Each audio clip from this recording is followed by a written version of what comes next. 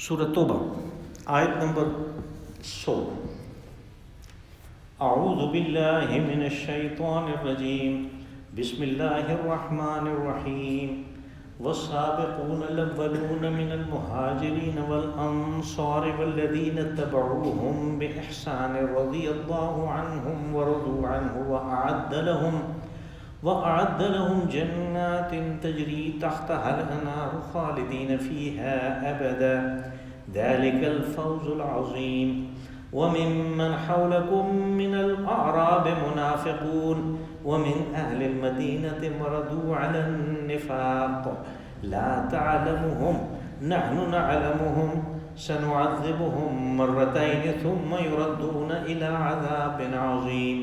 وآخرون اعترفوا بذنوبهم خلطوا عملا صالحا وآخر سيئا عسى الله أن يتوب عليهم إن الله غفور رحيم۔ خذ من أموالهم صدقة تطهرهم وتزكيهم بها وصل عليهم إن صلاتك سكن لهم والله سميع عليم۔ ألم يعلموا أن الله هو يقبل التوبة عن عباده ويأخذ الصدقات وأن الله هو التواب الرحيم۔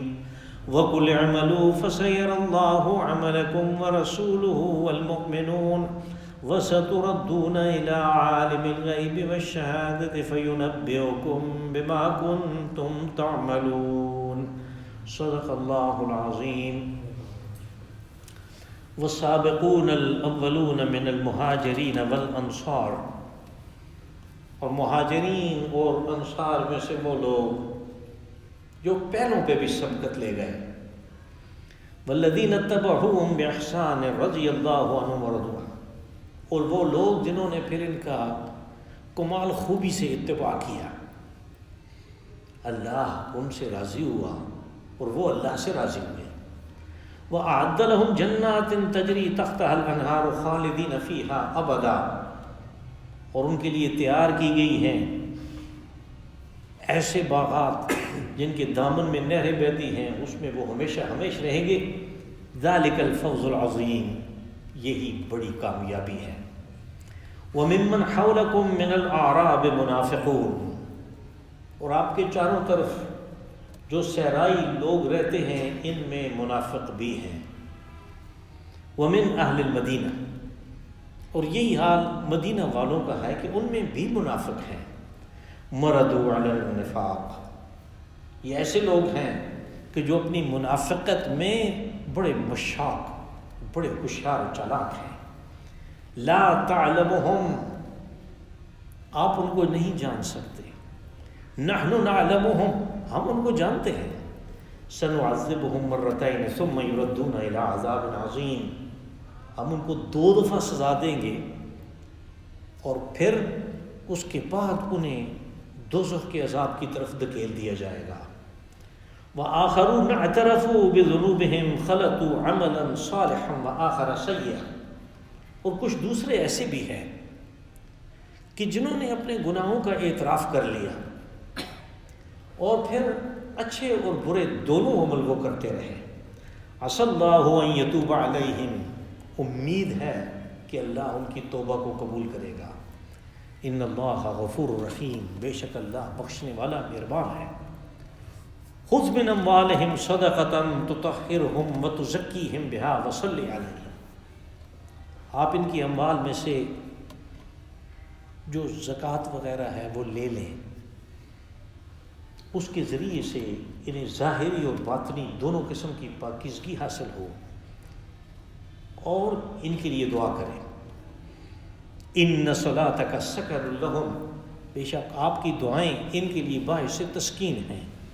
واللہ سمیع علیم، اور اللہ سب سنتا ہے اور جانتا ہے۔ الم یعلموا ان اللہ هو یقبل التوبۃ عن عبادہ ویأخذ الصدقات، کیا یہ لوگ جانتے نہیں کہ وہ اللہ ہی ہے جو اپنے بندوں کی توبہ قبول کرتا ہے اور صدقات وصول کرتا ہے۔ وَأَنَّ اللَّهَ هُوَ التَّوَّابُ الرَّحِيمُ، اور یہ اللہ ہی ہے کہ جو بہت توبہ قبول کرنے والا اور بڑا رحم کرنے والا ہے۔ وَقُلْ اعْمَلُوا فَسَيَرَى اللَّهُ عَمَلَكُمْ وَرَسُولُهُ وَالْمُؤْمِنُونَ، آپ انہیں بتائیں کہ تم لوگ اچھے کام کرتے رہو، اللہ، اس کا رسول اور ایمان والے تمہارے اوپر نظر رکھے ہوئے ہیں۔ وَسَتُرَدُّونَ إِلَىٰ عَالِمِ الْغَيْبِ وَالشَّهَادَةِ، اور پھر عنقریب تمہیں لوٹایا جائے گا اس ہستی کی طرف حساب کتاب کے لیے کہ جو ظاہر و باطن ہر چیز کے جاننے والا ہے۔ فَيُنَبِّئُكُم بِمَا كُنتُمْ تَعْمَلُونَ، پھر وہ تمہیں بتائے گا کہ تم کیا کر کے آئے ہو۔ یہ رسول اللہ صلی اللہ علیہ وسلم کو اللہ پاک نے جو خبریں تھیں معاشرے کی یعنی تشکیل کے لیے، صالح معاشرے کی تشکیل کے لیے جس علم کا ہونا ضروری تھا، اور وہ غیب کا ہے، مستقبل کا ہے، ان لوگوں کے بارے میں ہے کہ جو شہر میں بیٹھے ہوئے ہیں، جو دیہات میں بیٹھے ہوئے ہیں، اور آپ سفر میں ہیں، لیکن یہ اطلاع آپ کے لیے ضروری ہے کہ جب آپ جائیں گے تو ان کے ساتھ کیا کیا کرنا ہے، اس لیے پہلے سے خبر دی۔ پہلے ان لوگوں کو لیا کہ جنہوں نے کمال کر دیا، ایمان اس زمانے میں لے آئے کہ جب ایمان کا، اسلام کا نام لینا اپنے آپ کو یعنی بظاہر تباہ کرنے کے برابر تھا۔ حضرت عثمان رضی اللہ عنہ نے اسلام قبول کیا، ایک بڑے امیر کبیر گھر کے فرد تھے، جوان آدمی تھے، لیکن جب گھر پہنچے اور انہوں نے اس بات کا اعلان کیا تو چچا نے ان کو چٹائی کے اندر لپیٹ کے باندھ کے مارا۔ انہوں نے کہا یہ تو میں نے کر لیا ہے، اس سے تو پیچھے ہٹنا ممکن نہیں تھی۔ یہی حال تھا ان لوگوں کا جن کے بارے میں آپ سنتے اور پڑھتے ہیں، انگاروں پہ لٹایا گیا، اس کو گرم ریت پہ گھسیٹتے تھے، وہ سارے کے سارے ان کے بارے میں کہا سابقون الاولون، سابق کہتے ہیں اس کو جو دوڑ میں آگے نکل گیا۔ مسابقت ویسے بھی مقابلے کو کہتے ہیں، یہ لفظ ہم اردو میں بھی استعمال کرتے ہیں۔ سباق الخیل گھوڑ دوڑ کو کہتے ہیں، اور ملب سباق الخیل یعنی جو گھوڑ دوڑ کے میدان ہیں ان کے باہر لکھا ہوا ہوتا ہے۔ تو سابقون الاولون وہ ہیں کہ جو پہلے ایمان لانے والوں میں بھی آگے نکل گئے، اور یہ دو قسم کے تھے۔ مہاجرین وہ لوگ کہ جب رسول اللہ صلی اللہ علیہ وسلم نے کہا کہ میں اللہ کا رسول ہوں اور اللہ وحدہ لا شریک ہے، تو انہوں نے کہا صدقت یا رسول اللہ، انہوں نے دوسری بات نہیں کی۔ اور دوسری طرف مدینہ والے کہ وہ 6 آدمی آئے اور انہوں نے آ کے اسلام قبول کیا، اور انہوں نے اپنے قبیلے میں جا کے بتایا کہ ہم یہ کام کر رہے ہیں اور آپ لوگوں کو بھی دعوت دیتے ہیں۔ اور پھر اگلے سال 72 یا 73 یا 75 آدمی آئے، انہوں نے اسلام قبول کیا۔ اگلے سال پھر وہ لوگ آئے، ان کے ساتھ اور آدمی بھی تھے، اور انہوں نے کہا کہ آپ آ جائیں۔ حضرت عباس رضی اللہ عنہ رسول اللہ صلی اللہ علیہ وسلم کے چچا ایمان نہیں لائے تھے، اس وقت مسلمان نہیں ہوئے تھے۔ ان کو پتہ چل گیا کہ جناب میں فلاں جگہ پہ یہ اس قسم کا معاہدہ ہو رہا ہے ہمارے بھتیجے کو لے جانے کا، تو انہیں تو پتہ تھا، ابھی 11-12 سال گزر گئے تھے کہ قریش کی اور اب ادھر ادھر کے جو قبائل قریش کے تحت آتے ہیں، جو ان کے ماتحت ہیں، ان کی دشمنی اسلام کے ساتھ، مسلمانوں کے ساتھ کتنی زیادہ ہے۔ تو وہ وہاں پہ پہنچ گئے اور انہوں نے بتایا ان لوگوں کو کہ سارے عرب کی دشمنی مول لینی ہے، اور پھر ان کے سامنے کھڑے ہو سکتے ہو تو ان کو لے جاؤ، ورنہ اس بات کا نام ہی نہیں لینا کہ ان کو تم چھوڑ دو۔ کوئی آ کے مطالبہ کرے کہ یہ ہمارے حوالے کرو تو تم یہ ان کے حوالے کر دو کہ لو جی آپ کے مجرم، نعوذ باللہ۔ انہوں نے کہا کہ ہم ان کی حفاظت اس طرح کریں گے جس طرح آدمی اپنے بیٹوں کی کرتا ہے، آپ اس بارے میں بالکل فکر نہ کریں۔ اور وہی بات ہوئی، ان کے اوپر اتنے مشکل وقت آئے کہ جنگ احزاب میں یعنی منافقین یہ بات کہتے تھے کہ یہ تو کہتے تھے کہ کیسر و کسریٰ تمہارے قبضے میں آنے والے ہیں اور ہم تو رفع حاجت کے لیے باہر نہیں نکل سکتے، سارا عرب امڈ آیا ہے اور وہ اس شہر کو تاخت و تاراج کرنا چاہتے ہیں، لیکن وہ لوگ پیچھے نہیں ہٹے۔ یہ ہیں جن کے بارے میں کہا کہ سابقون الاولون من المہاجرین والانصار، لیکن یہ کہ وہ سابقون الاولون تھے جو بعد میں پیدا ہوئے، جو اس کے بعد پیدا ہوئے، جو اس کے بعد، جو آج کے دور میں ہیں، جو بعد میں آئیں گے، ان کے لیے میدان ختم نہیں ہوا، ان کے لیے یہ دوڑ ختم نہیں ہوئی۔ ان کو کہا والذین تبعوہم بإحسان، جنہوں نے ان کا اتباع کیا، کن کا؟ سابقون الاولون کا، ان کا اتباع کیا بإحسان، خوبی کے ساتھ۔ خوبی کے ساتھ اتباع یہ ہے کہ یعنی اس اتباع میں، اس پیروکاری میں، اس کو فالو کرنے میں انہوں نے اپنی شرائط نہیں لگائی کہ اگر یہ چیز ہو جائے تو میں یوں کروں گا، نہیں۔ اس نے کہا کہ ابو بکر صدیق نے ایسے کیا تھا، میں بھی ایسے ہی کروں گا۔ حضرت عمر بن خطاب نے یوں کیا تھا، میں یوں ہی کروں گا، جو مرضی ہوتا رہے۔ ولا یخاف عقباہا، کہا وہ پھر نتیجے سے نہیں ڈرتے کہ اس کا نتیجہ بڑا خراب نکل جائے گا، ولا یخاف عقباہا۔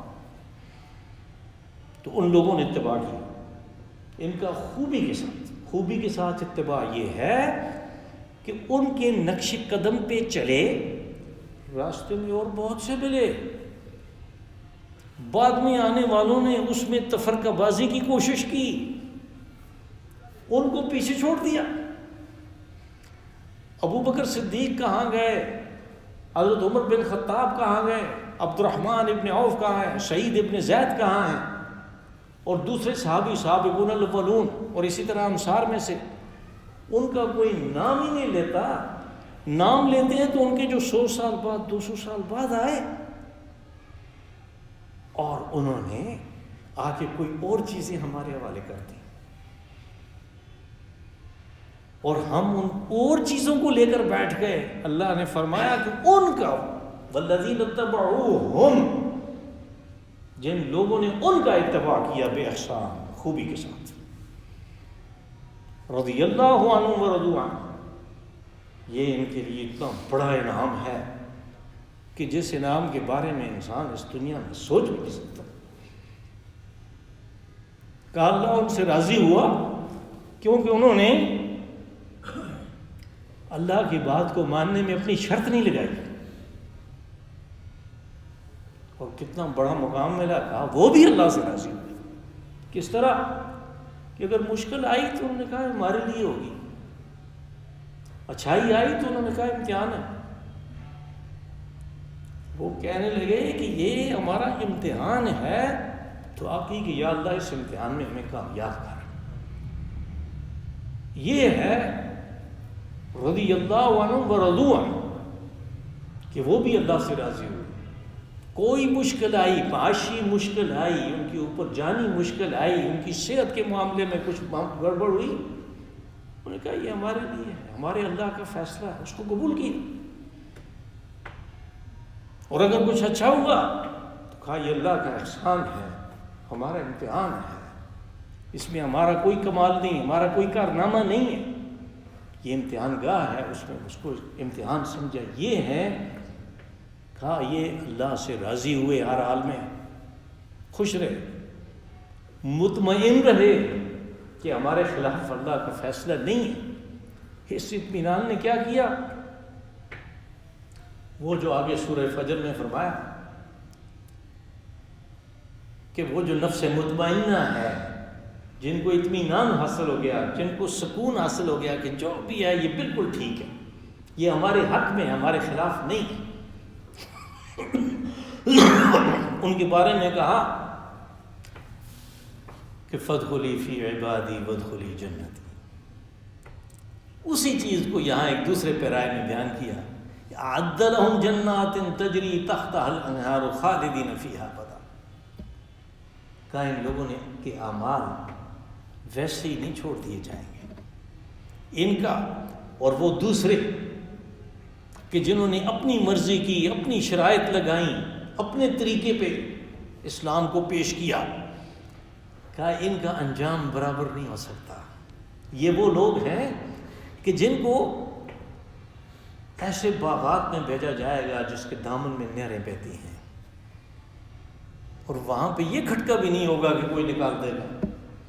کیا اس میں وہ ہمیشہ ہمیشہ رہیں گے. ذالک الفوز العظیم. فرمایا یہ ہے اصل کامیابی.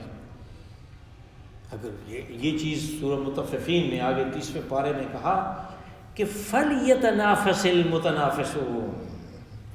کیا یہ جو چیز ہے کہ اللہ کی رضا اور پھر جنت، کہ اس کے لیے مقابلہ ہے، اس مقابلے کے لیے دوڑو، آگے نکلنے کی کوشش کرو. اس فَلْيَتَنَافَسِ الْمُتَنَافِسُونَ کہ مقابلہ کرنے والے، تنافس والے اس میدان کو منتخب کریں دوڑنے کے لیے.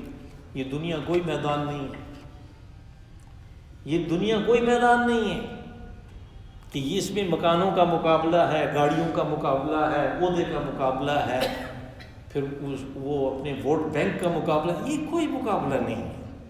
جو کامیاب ہو گیا، جو بہت کچھ حاصل کر گیا، اس نے بھی اسی جگہ پہ جانا ہے. اتنی ہی زمین اس کو ملے گی اگر اس کے نصیب میں ہوئی تو جتنی اس کو ملے گی جو اس سے ہار گیا ہے. اور یہ بالکل قریب لگا کھڑا ہے تو دونوں کا انجام ایک ہو رہا ہے. تو کون کامیاب ہوا؟ ان میں سے کوئی بھی آگے نہیں نکل سکا دوسرے سے. دونوں کے ہاتھ خالی ہیں، دونوں کی کفن کے ساتھ پاکٹ ہی نہیں ہے، جیب ہی نہیں ہے. کفن کے ساتھ جیب نہیں ہے، کہاں پہ کچھ ڈالے گا؟ اس لیے یہ کوئی مقابلے کا میدان نہیں. مقابلے کا میدان وہ ہے، اس میں دوڑ لگاؤ. فَلْيَتَنَافَسِ الْمُتَنَافِسُونَ. تو تمہیں یہ ملے گی ذَلِكَ الْفَوْزُ الْعَظِيمُ کہ یہ بڑی کامیابی ہے جس کو مل گئی. وَمِمَّنْ حَوْلَكُمْ مِنَ الْأَعْرَابِ مُنَافِقُونَ. اب اپنے نبی کو اللہ نے خبر دی کہ اعراب یعنی گنوار لوگ جو دیہاتی ہیں، صحرائی ہیں، تمہارے چاروں طرف رہ رہے ہیں شہر سے باہر، ان میں منافق بھی ہیں. یہ من جو ہے تبعیض کا، کہ یعنی ان میں سے اچھے لوگ بھی ہیں لیکن منافق بھی ہیں، آپ ان پہ نگاہ رکھیں. وَمِنْ أَهْلِ الْمَدِينَةِ. اور مدینہ کے اندر رہنے والے بھی، ان میں بھی منافق ہیں، لیکن ان کی منافقت جو ہے ہم آپ کو خبردار کیے دیتے ہیں کہ مردوا علی النفاق. یہ اپنی منافقت میں، یہ اپنے اس نفاق میں بڑے مشاق ہیں، بڑے شاطر ہیں، بڑے چالاک ہیں. انہوں نے ایسا اسلام کا لبادہ اوڑھ رکھا ہے کہ اندر جو گند ہے وہ بالکل سامنے آنے ہی نہیں دیتے. مردوا علی النفاق لا تعلمهم. انسان نے تو اپنے اس محدود علم کی بنیاد پہ فیصلے کرنے ہیں. یہاں جمع کا صیغہ ہے، یعنی یہ صحابہ کرام سے خطاب ہے. کہا تم لوگ ان کو نہیں جان سکتے. ہو سکتا ہے تمہیں اپنے قبیلے کے کسی فرد کے لیے، اپنے کسی دوست کے لیے، اپنے کسی کاروباری رفاقت شراکت دار کے لیے کوئی ہمدردی ہو اور وہ بڑا اپنے آپ کو اچھا مسلمان کے طور پہ پیش کرتا ہو، لیکن لا تعلمہم، تم اس کو نہیں جان سکتے. یہ بڑے شاطر ہیں اپنی منافقت میں. نحن نعلمہم. جتنا بھی شاطر ہو، جتنا بھی چلاک ہو، جتنی ہوشیاری کر لے، وہ اللہ سے تو اپنے باطن کو چھپا نہیں سکتا. اس لیے کہا ہم اسے جانتے ہیں. اب اس میں ایک یعنی ان منافقین کے لیے ایک دھمکی بھی ہے کہ تم مسلمانوں کے سامنے اپنے اسلام کا لبادہ اوڑھ کے ان کو تو دھوکہ دے سکتے ہو، اللہ کو دھوکہ نہیں دے سکتے. بس فیصلہ تو آخری اللہ نے کرنا ہے. اس لیے تم کسی زبردست قسم کی غلطی میں مبتلا ہو اور اس کا نتیجہ تمہارے حق میں اچھا نکلنے والا نہیں ہے. یعنی نحن نعلمہم سے یہ ساری چیزیں نکل آتی ہیں. سنعذبهم مرتين ثم يردون الى عذاب عظیم، کہا ہم نے 2 دفعہ سزا دیں گے. ہمارے مفسرین نے کہا کہ یہ 2 دفعہ جو سزا ہے دوزخ سے پہلے، ثم يردون الى عذاب عظیم، پھر انہیں بڑے عذاب کی طرف دھکیل دیا جائے گا. یہ عذاب عظیم، عذاب علیم، عذاب الخریق، یہ سارے دوزخ کے عذاب کی تعبیرات ہیں. کہا اس سے پہلے 2 دفعہ عذاب دیا جائے گا. ہمارے مفسرین نے کہا کہ ایک تو وہ ہے جو مسلمانوں کے ہاتھوں سے ان کو ملے گا، اس لیے کہ انہوں نے اپنے معاشرے کو اللہ کی ہدایات کے مطابق پاک کر کے چھوڑنا ہے. منافقین سے اس کو صاف کرنا ہے. مشرکین سے صاف کرنے کا پہلے سورہ مبارکہ میں پہلی آیت سے شروع ہوا، اور پھر درمیان میں آپ نے دیکھا کہ منافقت کا شروع ہو گیا. اب جس معاشرے میں مل جل کے منافق اور خالص مسلمان رہ رہے ہیں وہ کوئی اسلامی معاشرہ بن نہیں سکتا، چونکہ یہاں پہ ہمارے رسول صلی اللہ علیہ وسلم نے ایک مثالی معاشرہ تشکیل دینا تھا، اس لیے منافقین کا کلا کما اور استحصال ضروری تھا. بس اللہ نے یہ ساری خبریں دیں اور کہا انہیں 2 سزائیں دی جائیں گی اس دوزخ سے پہلے، ایک تمہارے ہاتھوں سے اور ایک انہیں عالم برزخ میں. عالم برزخ کی سزا اس آیت مبارکہ سے اور سورۃ مومن کی ایک آیت سے نکلتی ہے، جس میں فرعون کے بارے میں یہ کہا کہ وہ آگ پہ پیش کیے جاتے ہیں غدوۃ و عشیہ، صبح و شام، اور اس کے بعد انہیں دوزخ میں پھینکا جائے گا. مطلب ہے دوزخ سے پہلے یہ چیز ہے. اس میں بھی عالم برزخ میں جو سزا ہے اس کا تذکرہ ہے. یہ 2 سزائیں ہو گئیں، تیسری پھر اس کے بعد انہیں دھکیل دیا جائے گا ردون الی عذاب عظیم، دوزخ میں. وآخرون اعترفوا بذنوبهم خلطوا عملا صالحا وآخر سیئا. کچھ لوگ ایسے بھی ہیں کہ جن سے ایسی برائیاں سرزد ہوتی ہیں کہ جس کا اڑوس پڑوس میں محلے والوں کو، شہر والوں کو پتہ چل جاتا ہے کہ یہ اس نے کبیرہ گناہ کیا ہے. کسی نے شراب پیا، کسی نے کوئی جوا کھیلا، اپنے گھر میں کوئی ٹکری اس قسم کی لگائی، کوئی ایسا کام کیا، کوئی کبائر میں مبتلا ہوا، پتہ چل جاتا ہے. لیکن پھر وہ نمازیں بھی پڑھتا ہے. تو کہا کہ کچھ لوگ ایسے بھی ہیں کہ جنہوں نے اپنے گناہ کا اعتراف کر لیا. یہاں پہ اگر گناہ کے اعتراف کی بات آ رہی ہے صورت میں، تو خاص طور پہ ان لوگوں کے اعتراف کی بات ہے جو تبوک کے سفر میں ساتھ نہیں گئے. یہ ان کا تعاقب ہو رہا ہے. انہوں نے اچھے کام بھی کیے ہوئے تھے پہلے سے، کہا انہوں نے کچھ برے کام بھی کیے، جن میں سب سے زیادہ نمایاں یہ ہو کے سامنے آیا کہ وہ جہاد پہ نہیں گئے. لیکن کام ان کی اچھے اور برے، یعنی یہ کام اور اچھائی بھی ان کی دونوں چیزیں موجود ہیں، اور انہوں نے اعتراف بھی کر لیا کہ ہم سے غلطی ہوئی. عسى الله ان يتوب عليهم. یہ جو اعتراف ہے، یعنی جس کے اندر وہ ندامت شامل ہے، جس کو اللہ قبول کرتا ہے، اگر اس میں ایک ندامت ہوئی تو پھر ممکن ہے، امید ہے، یعنی یہاں پہ یقین نہیں دلایا گیا، عسى الله، امید ہے کہ اللہ ان کی توبہ قبول کرے گا. اس لیے کہ توبہ کی شرائط ہیں، ان شرائط کے مطابق جو توبہ کرتا ہے وہ اس کی توبہ قبول ہو جاتی ہے. ان میں سے ایک شرط کا آگے تذکرہ ہے کہ اپنے عمل کے ذریعے سے انہوں نے اپنی سچی توبہ کا ثبوت دینا ہے. اپنے مستقبل کے عمل کے ذریعے سے انہوں نے ثبوت دینا ہے. اور پھر توبہ ایسی چیز ہے کہ اللہ کو تو توبہ کرنے والے زیادہ پسند ہیں. رسول اللہ صلی اللہ علیہ وسلم نے فرمایا کہ اللہ پاک فرماتے ہیں کہ اے بنی آدم، سارے کے سارے تم خطا کار ہو، کلکم خطاؤون، سب خطا کار ہو. یعنی کون ہے؟ انبیاء اور رسول گناہوں سے پاک ہیں. ان کو اللہ نے اپنے یعنی ارادے سے ان کو اس چیز سے علیحدہ رکھا. باقی سب خطا کار ہیں. کہا اللہ کو، اللہ پاک نے فرمایا مجھے وہ گناہ گار پسند ہیں جو توبہ کرتے ہیں. یہاں پہ بھی اسی کی بات ہے، عسى اللہ ان یتوب علیہم، یعنی چونکہ اللہ کو توبہ پسند ہے جبکہ وہ ہو سچی توبہ،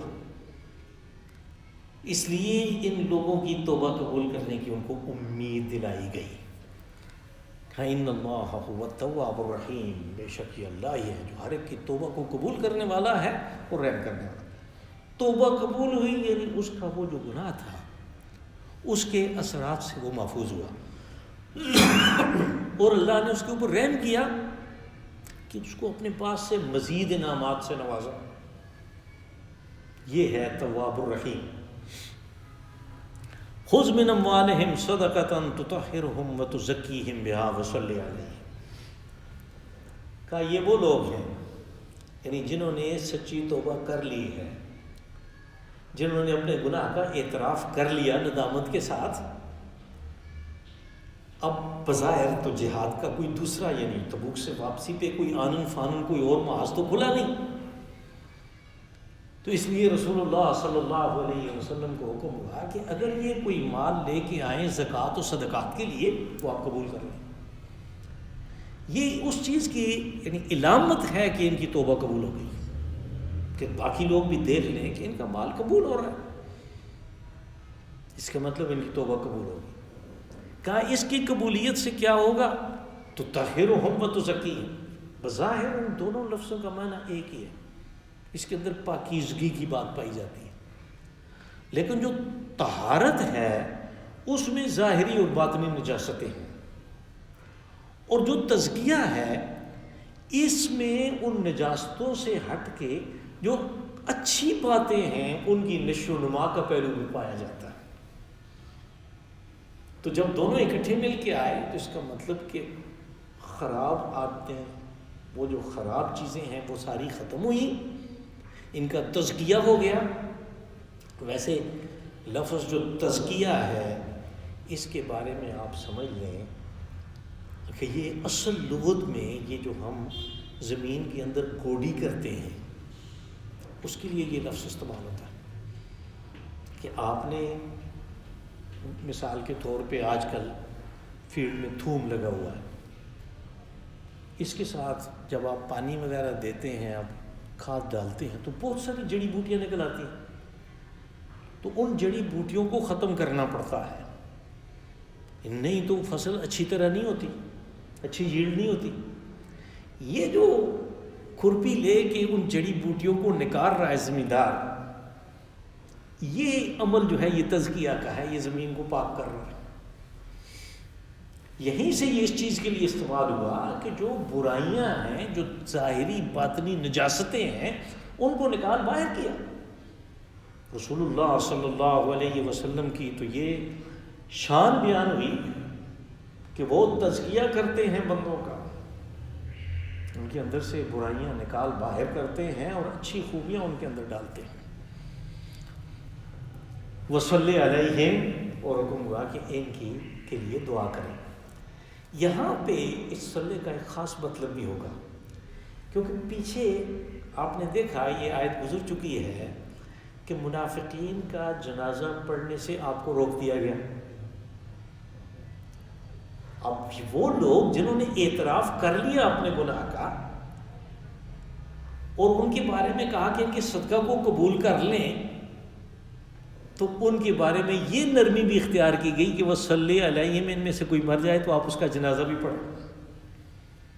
ان صلاتک سکن لہم، کہ آپ کی دعائیں اور آپ کا جنازہ، ان کا جنازہ پڑھنا یہ ان کے لیے باعث تسکین ہے، باعث سکون ہے. اس کے ان کے لواحقین کو اطمینان حاصل ہوتا ہے کہ رسول اللہ صلی اللہ علیہ وسلم نے اس کے لیے دعائیں مغفرت کی ہے.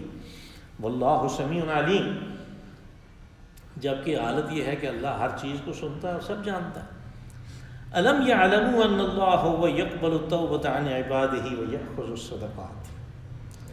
کہا ہم نے اپنے رسول کو حکم دیا کہ ان کی زکوٰۃ اور صدقات آپ وصول کریں. وہ اس چیز سے بے نیاز ہے، اس کو ان اموال و اموال کی ضرورت نہیں ہے. آپ نے دیا، اس نے قبول کیا، بیت المال میں جمع کر دیا. اپنے لیے جو کوئی کچھ لایا وہ بیت المال میں جمع کر دیا. یہاں تک کہ فوت ہونے سے ایک دن پہلے پوچھا گھر میں کچھ ہے؟ کہا 7 درہم. آپ نے فرمایا لے آؤ، وہ سارا صدقہ کر دیا. ان کو ضرورت نہیں.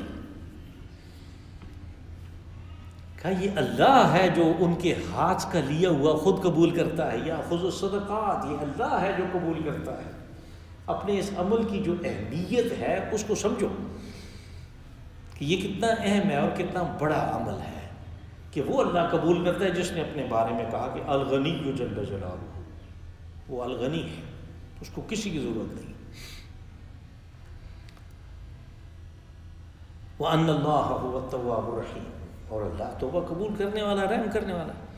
وَقُلْ اعْمَلُوا فَسَيَرَى اللَّهُ عَمَلَكُمْ وَرَسُولُهُ وَالْمُؤْمِنُونَ، اور کہا کہ اے رسول صلی اللہ علیہ وسلم ان لوگوں کو بتا دیں کہ اپنے عمل سے ثابت کرو کہ تمہارا اعتراف گناہ جو ہے اس میں ندامت ہے اور آئندہ یہ نہیں کرو گے، اور تمہارے عمل کے اوپر اللہ کی، رسول علیہ السلام کی اور صحابہ کرام کی نگاہ ہے. وہ دیکھ رہا ہے تمہارے اوپر، انہوں نے نگاہ رکھی ہوئی ہے کہ یہ جہاد میں نہیں گئے یا کسی اور کبیرہ گناہ میں مبتلا تھے، اب یہ توبہ کر رہے ہیں، اپنے آپ کو درست کرنے کے بارے میں ارادہ رکھ رہے ہیں، تو کرتے کیا ہے اس عمل کو بھی تو دیکھیں گے، پھر پتہ چلے گا کہ اس کی توبہ کیسی ہے. وَسَتُرَدُّونَ إِلَىٰ عَالِمِ الْغَيْبِ وَالشَّهَادَةِ، کیا تم مسلمانوں کے ساتھ تو کسی بھی قسم کا معاملہ کر سکتے ہو، دھوکہ دہی کہا یا فراڈ کہا، لیکن آخری فیصلہ اس اللہ نے کرنا ہے کہ جس کی طرف تمہیں لوٹایا جائے گا، اور وہ ظاہر و باطن ہر چیز کو وہ خود جانتا ہے، اس کو کسی سے گواہی لینے کی ضرورت نہیں. فَيُنَبِّئُكُم بِمَا كُنتُمْ تَعْمَلُونَ، کہ پھر وہ تمہیں خبر دے گا کہ تم کیا کر کے آئے ہو. اللہم صلی وسلم وبارک وانعم علی عبدک ورسولک ونبیک محمد.